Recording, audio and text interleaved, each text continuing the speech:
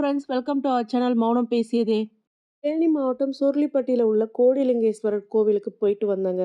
வழியிலே பார்த்தீங்கன்னா, இந்த கிரேப்ஸ் தோட்டம் ஏகப்பட்டது இருந்தது. அப்படியே சரி கிரேப்ஸ் தோட்டத்துக்கு போய் கிரேப்ஸ் ஃப்ரெஷ்ஷா வாங்கிட்டு வரலாம் அப்படின்னு சொல்லி பார்த்தோங்க.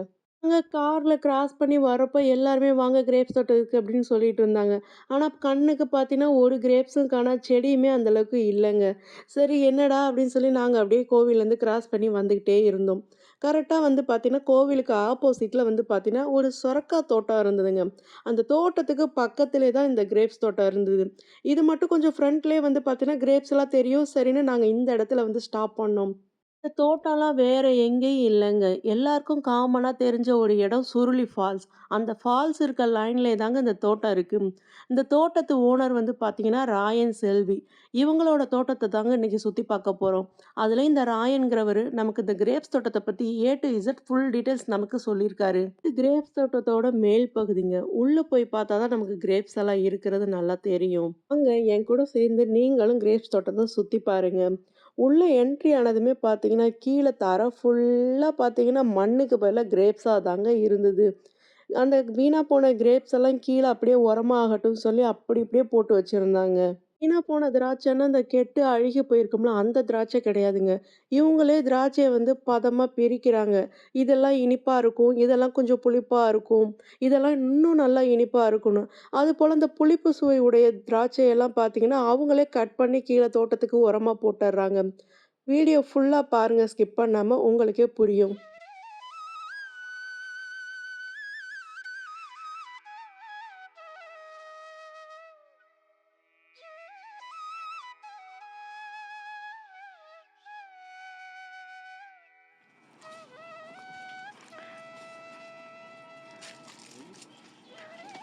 பறிச்சான் அண்ணா, இப்படி இப்படி செட்டா கூட படிக்க, ஒத்தையா படிக்க வேண்டாங்கிறாங்க. ம்.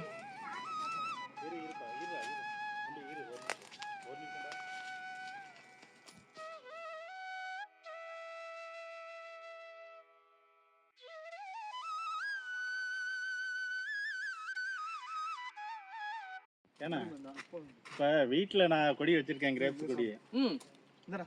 எப்படியும் ஒரு 6 மாசம் ஆச்சு. எவ்வளவு நல்ல காய்க்கும்? அது ஒரு வருஷத்துக்கு மேல ஆகுமே. ஒரு வருஷத்துக்கு மேலயா? ஆனா கொடி நிறைய மேல வந்தோடனேயுமே இதை கவாத்து அடிக்கணும், கட் பண்ணி விடணும். துளிர் விட்டு வந்ததை கட் பண்ணி விட்டோம்னாத்தே மறுபடியும் அதுல இருந்து 2-3 கிளையா வரும். இந்த மாதிரி அடுத்து வர்றப்ப அந்த பூவோட வருது. அந்த பூவோட வர்றப்பத்தே அதனுடைய இடத்துல கட் பண்ணணும்னு சொல்றீங்க. கிளை விரிகிற இடத்துல, கிளை விரிகிற இடத்துல இருந்தா இது பச்சை, இது பச்சையா இருக்கா, இது பழம், இது பழம், இதுல பழம், இது வந்து பச்சை. இந்த பாத்தீங்களா, ஒண்ணு இதுக்கு மேல இங்க அடிக்கணும், இந்த பச்சையில இந்த இடத்துல கட் பண்ணி விடணும், இந்த இலை எல்லாத்தையுமே எடுத்து விட்டுறணும். அப்படி இல்லை அப்படின்னா இதுக்கு கீழே இந்த ஒரு இதுல அடிக்கணும். அப்ப இதுல துளிர் விடும், இதுல துளிர் விடும், இதுல துளிர் விடும். இல்லைன்னா வேஸ்டா சும்மா செடி மட்டும் வளர்ந்துட்டே போகும். வளர்ந்துகிட்டே போகும். அப்போ செடி ஒரு 10 அடிக்கு வந்துருச்சு. அடுத்து கீழே தண்டு நல்ல மொத்த தண்டா வந்துருச்சு. மேல வந்து உங்களுக்கு பந்தல் போட்டுடணும். நல்ல தரமா வரணும்னு இந்த மாதிரி வர்றப்பத்தே உங்களுக்கு ஈல்டு நிறைய கொடுக்கும். இந்த மாதிரி வர வர வரத்தே ஈல்டு நிறைய கொடுக்கும். இது வந்து 15 வருஷத்துக்கு கொடி, இது வந்து 32 வருஷத்துக்கு கொடி. எத்தனை வருஷம் வச்சிருப்பீங்க? 30-35 வருஷம். ஒன்ஸ் வச்சுனா அதுக்கு அடுத்து நீ ரிமூவ் பண்ண மறுபடியும் இது எல்லாத்தையுமே எடுத்து 30 வருஷம் கழிச்சு களைச்சு விட்டுட்டாங்க. அடுத்து புதுசா வைப்பாங்க, வச்சு வளர்த்து மேல கொண்டு வந்தோடனே இது மேல வந்தோடனே எடுத்து விட்டுருவாங்க. இதுல நோய் உடைய தன்மையும் இருக்கு. நோய் தன்மை இந்த இருக்கு பாத்தீங்களா, இது நோய். இது அப்படியே காஞ்சு போகும். இது ஊரம் பூவு, இந்த இதுதான் பூவு, இதுல இருந்துதான் வர்றது. அந்த மாதிரி வர்றது பூவாகி பொறிஞ்சு அதுக்கப்புறமா குஞ்சாகி அப்படி வரும். இது வந்து அந்த மாதிரி நோய் வர்றப்ப அதெல்லாம் காலி ஆகி போகும். கட் பண்ணி விட்டுருவீங்க, அது காலி உதிர்ந்துரும். ரெண்டாவது அது மறுபடியும் வளர்றப்போ அந்த 120 நாள் கழிச்சுட்டு நம்ம அதை மீண்டும் வெட்டி விடணும். 120 நாள் கழிச்சு கட் பண்ணி விட்டாச்சு, மறுபடியும் துளிர் விடும். பச்சையில இருந்து இப்ப பழம் ஆகிறதுக்கு எவ்வளவு நல்லா இருக்கும்? 120 நாள். மாசம் ஆமா, உழைப்பு கொஞ்சம் நெஞ்சம் உழைப்பு இல்லை. இது ஒரு ஆளுக்கு சம்பளம் நல்லா தூக்க முடியாது.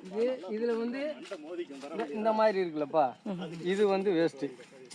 இந்த வேஸ்ட்டை வந்து நாங்கள் எங்கே வெட்டுவோம்னா இந்த மாதிரி வெட்டி எடுத்துருவோம். நுனியை வெட்டி எடுத்துருவீங்க. இது வந்து வாயில் வைக்க முடியாது, நீங்கள் சாப்பிட்டு பாருங்க. புளிக்குமா? மாதிரியாக இருக்கும், ஒரு மாதிரியாக இருக்கும். அதுக்கும் இதுக்கும் ஒரு வித்தியாசம் தெரியும் உங்களுக்கு. புளிக்கும், ஆனால் இதெல்லாம் புளிக்கும். தெரியுதுங்களா?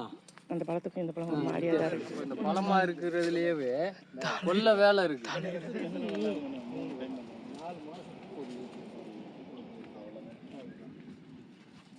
மற்ற டயத்தில் அதுக்கு முன்னாடியே 100 நாள்லையும் காய்க்கக்கூடிய தருணமும் வரும். அப்போ இது வந்து என்னன்னா, இது பழைய குச்சியில் நாங்கள் அடிக்கிறோம் அப்படின்றது ஒரு கணக்கு இருக்குது. இந்த தை மாதத்தில் மட்டும்தான் வரும். இப்போ இது இருக்குல்ல, இந்த பழைய குச்சி ஈல்டு எடுத்தது, இதுலேருந்து இங்கிட்ட இருக்கிறது பூரா எடுத்த ஈல்டு. அந்த ஈல்டு குச்சியிலையும் வரும். அது வந்து தை மாதம் அடிக்கணும். ஆமாம், அது 100 நாளில் 100 நாளில் பழம் முறிஞ்சு போகும். 80 நாள் 75 நாளில் வந்து ஒவ்வொரு இந்த மாதிரி கலர் கொடுக்கும். உடவுன்றது பழம் ஆகிறதுக்கான ஸ்டேஜும் உருவாகி போகும். அதுக்கு அடுத்துட்டு ஒன்றாவு அப்படியே வரும். உங்கள் பேர் என்ன? ராயன். இந்த தோட்டத்துக்கு பேர் எது இருக்கா? இல்லைப்பா, இல்லை. ஆல்ரெடி கட் பண்ணி இந்த போல் பாக்ஸில் வந்து ரெடியாக வச்சுருக்காங்க. நம்ம எவ்வளோ கேஜிஸ் கேட்குறோமோ அந்தளவுக்கு வெயிட் போட்டு தராங்க.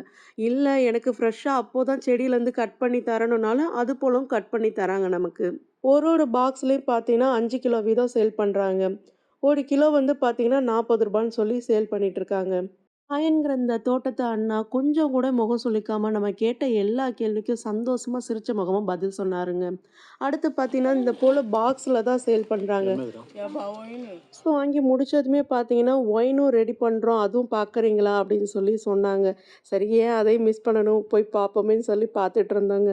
தோட்டத்துக்குள்ளே போனதுமே பார்த்தீங்கன்னா இது போல் வாட்டர் பாட்டிலில் ஃபில் பண்ணி ரெடியாக வச்சுருந்தாங்க.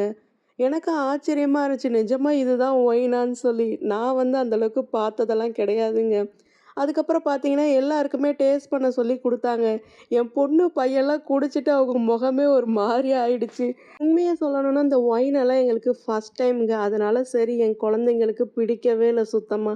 குழந்தைங்களுக்கு மட்டும் இல்லங்க, எனக்குமே சுத்தமா பிடிக்கல. ஒரு மாதிரியா தான் இருந்தது. குடிச்சிட்டு என்னால அத கண்ட்ரோல் பண்ணவே முடியலங்க. ஐயோ! தண்ணி குடிச்சா பரவாயில்லங்கிற மாரி ஆகிடுச்சு. ஒரு மாரி புளிப்பாவும் இருந்தது, துவர்ப்பாவும் இருந்தது. ஒயினெல்லாம் குடிச்சு பழகுனவங்களுக்கு தான் செட் ஆகும். நமக்கு செட் ஆகாதுடா சாமின்னு வந்துட்டேங்க. கிரேப்ஸை மட்டும் வாங்கிக்கிட்டு. நாங்க ஃபர்ஸ்ட்டு 5 கேஜியா வாங்கி என்னடா பண்ண போறோம்? சும்மா கொஞ்சம் மட்டும் வாங்கிக்கலான்னு தாங்க யோசிச்சோம். நீங்க பாக்ஸோட வாங்கிட்டு போய் அத அப்படியே ஓப்பன் பண்ணி வெளியிலேயே வச்சுருங்கம்மா. ஒண்ணும் கெட்டு போகாது. ஒரு 20 நாள் வரைக்கும் தாங்கும், அப்படியே இருக்கும்.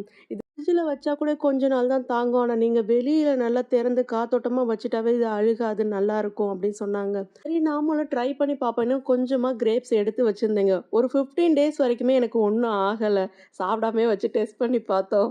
கிரேப்ஸை வச்சு ஜூஸு, ஜெல்லி, அடுத்து வந்து ஃப்ரெஷ்ஷாக ஜாம்லாம் என் குழந்தைங்களுக்கு ரெடி பண்ணியிருக்கேங்க. நெக்ஸ்ட் வீடியோவில் அதெல்லாம் அப்லோட் பண்ணுறேன். வீடியோவில் எதுவும் டவுட்ஸ் இருந்தால் கமெண்ட்ஸில் கேளுங்க, ரிப்ளை பண்ணுறேன். இல்லைனா நம்ம சேனல் வாட்ஸ்அப் நம்பருக்கு வாட்ஸ்அப் பண்ணுங்கள், ரிப்ளை பண்ணுறேன். வீடியோ பிடிச்சிருந்தா மறக்காமல் லைக் பண்ணுங்கள். சப்ஸ்கிரைப் பண்ணாத ஃப்ரெண்ட்ஸ்லாம் சப்ஸ்கிரைப் பண்ணி பக்கத்தில் உள்ள பெல் ஐக்கானை கிளிக் பண்ணி ஆளுங்கிற ஆப்ஷன் கொடுங்க. அப்போ தான் நான் போடுற வீடியோ நோட்டிஃபிகேஷனாக வரும். தேங்க்ஸ் ஃபார் வாட்சிங்.